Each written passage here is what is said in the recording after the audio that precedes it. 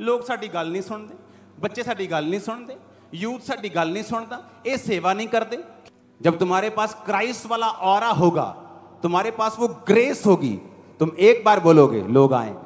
क्या लोग आपकी भी बातों को नहीं सुनते? क्या आपको इग्नोर किया जाता है? तो ये आपके लिए खास संदेश है, क्योंकि प्रभु यीशु मसीह के जीवन से हम सीख सकते हैं कि लोग उनकी बात कैसे मान लेते थे। क्योंकि जब उसने चेले बनाने के लिए लोगों को बुलाया तो सब उसकी आवाज सुनते ही आ गए, जबकि हर एक जन अपने काम में, बिजनेस में व्यस्त था। कोई भी चेला फ्री नहीं था। यहाँ तक कि मती, जो चुंगी लेने वाला था, उसने भी यीशु की आवाज सुनते ही सब कुछ छोड़कर यीशु के साथ चल दिया। तो चलिए इस खास संदेश को हम प्रेरित अंकुर नरोला जी के द्वारा सुनते हैं।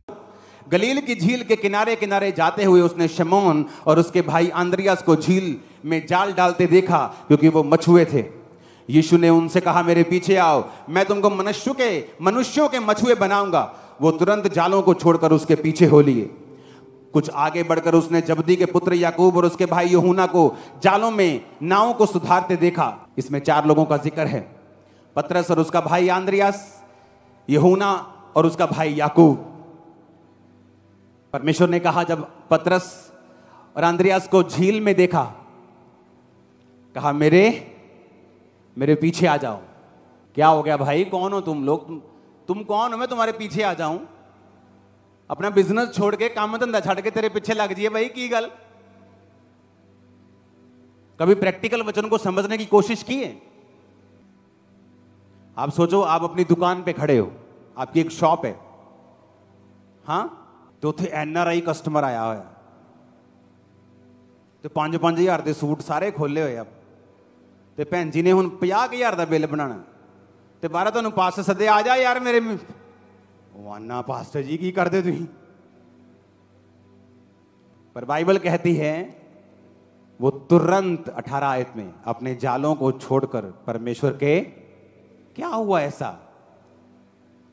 अगर हम ये कहें कि चलो जी पतरस ते आंद्रियास गरीब सीगे ते काम धंधा है नहीं सी ते मच्छियां फड़ियां नहीं जांदियां, ते यीशु ने क्या पीछे आ जा, कहते चलो इत्थे भी कुछ है नहीं, ये पीछे लंगर लंगर खावांगे, चलिए। अब फिर हम दूसरा केस पढ़ते हैं। लिखा, कुछ आगे बढ़ के उसने जबदी के पुत्र याकूब और उसके भाई यूहन्ना को नाव पर जालों को सुधारते देखा।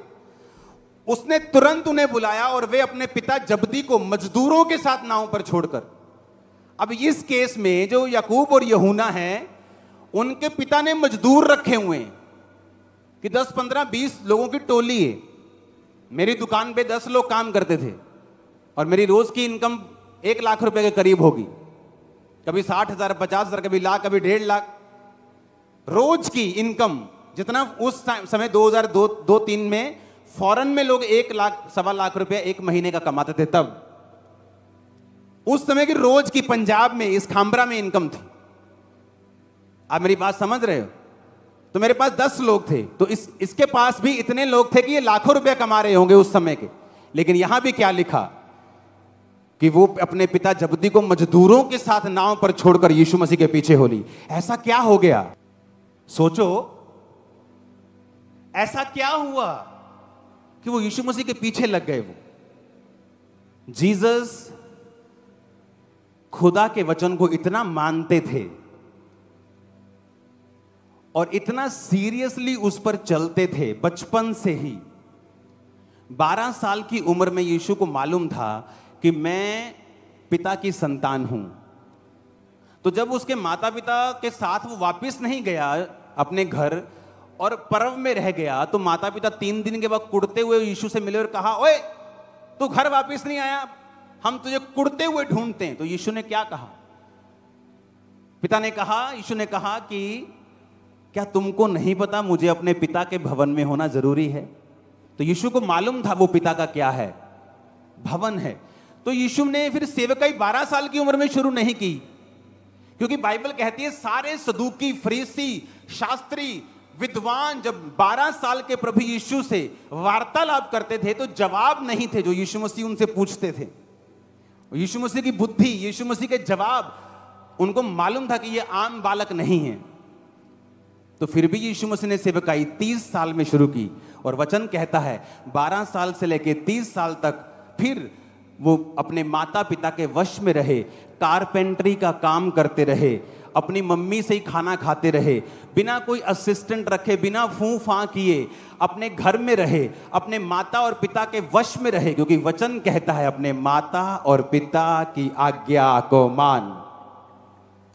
सुनो मेरी बात, हमें लगता है वचन बहुत छोटी सी बात, चोरी, ओ कोई नहीं 100 रुपया इधर 100 रुपया उधर, ओ कोई नहीं 2 लीटर तेल ना, प्रभु ने क्या कहना, मेरा घर नहीं चलता बिना चोरी। तो जब आप वचन को इतना सीरियसली लेते हैं कि आपके जिंदगी मौत का यह मसला बन जाता है कि नहीं मानना शैतान की बात को, स्पिरिचुअली आपके ऊपर एक ऐसा ग्रेस, एक ऐसा ऑरा आ जाता है कि आपकी बात को लोग इनकार नहीं कर पाएंगे। यह रीजन था कि जीसस के ऊपर इतनी ग्रेस आ चुकी थी, उसकी आवाज में इतना दम, इतनी पावर, इतनी खींच, इतना होली स्पिरिट था कि जब वो बोलता था कि अपना काम छोड़ दे, सेवा में आ जा, नथिंग कैन स्टॉप, आ रहे हैं सेवा में, छोड़ देंगे बिजनेस।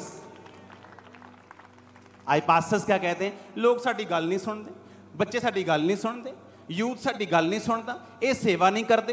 क्यों? क्योंकि तुम्हारे ऊपर वो क्राइस्ट वाला ऑरा नहीं है। जब तुम्हारे पास क्राइस्ट वाला ऑरा होगा, तुम्हारे पास वो ग्रेस होगी, तुम एक बार बोलोगे लोग आएंगे, तुम बोलोगे चलो सेवा करनी, लोग आएंगे। तो मेरे मसीह के चाहने वालों, आप सभी परमेश्वर की संगति में ज्यादा से ज्यादा समय बिताएं, ताकि आपके ऊपर भी वही मस्सा ठहर सके जो यीशु पिता के ऊपर था, जिसके द्वारा लोग उनके आवाज से ही खींचे चले जाते थे। अगर आप भी यीशु मसीह के साथ समय बिताते हैं प्रार्थना में, तो आपके आवाज में ही वो सामर्थ आ जाएगा जिससे लोग आपको फॉलो करने लगेंगे। सभी को जय मसीह की।